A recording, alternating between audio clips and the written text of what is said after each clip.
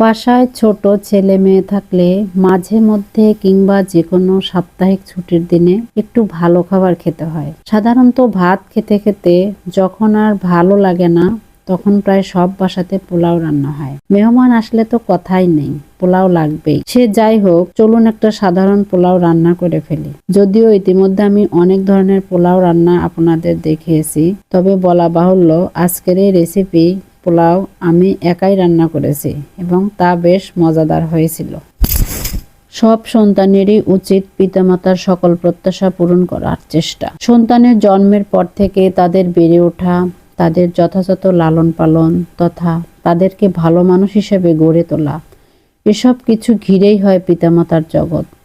সকল বাবা মায়ের একটাই প্রত্যাশা থাকে, আমার সন্তান যেন থাকে দুধে ভাতে।